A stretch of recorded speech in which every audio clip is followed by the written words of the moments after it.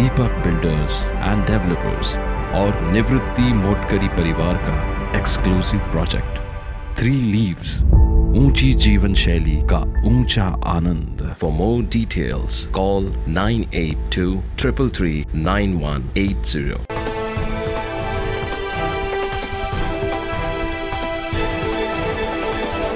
Social मीडियावर धार्मिक तेढ तसेच 2 समाजांमध्ये द्वेष निर्माण होईल अशा पोस्ट केल्यामुळे अनेकदा तोडफोड तसेच दंगल सारखे प्रकार घडतात। असाच एक काहीसा प्रकार काही दिवसांपूर्वी नाशिकच्या भगूरगाव या ठिकाणी घडला। याच पार्श्वभूमीवर नाशिक रोड पोलीस ठाण्यामध्ये शांतता समितीची बैठक घेण्यात आली।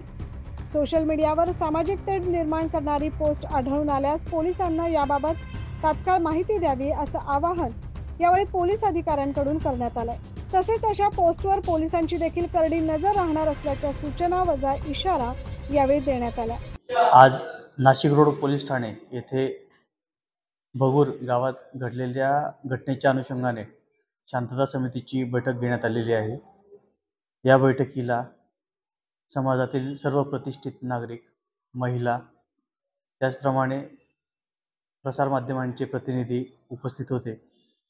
या बैठकीमध्ये सर्वांना शांततेचे आवाहन करण्यात आलेलं आहे।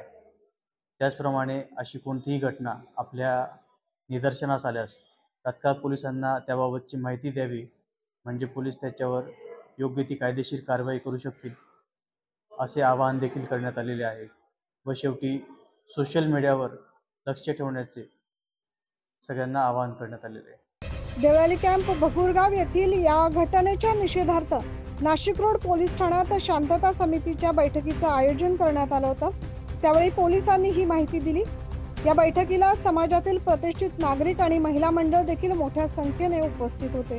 सोबतच शिवजयंती समिती व भीमजयंती समिती पदाधिकारी, सदस्य आणि कार्यकर्ते यांची देखील यावेळी शांतता समितीच्या बैठकीमध्ये उपस्थिती होती। 9 न्यूज महाराष्ट्रसाठी प्रतिनिधी जितेंद्र नरवाडे,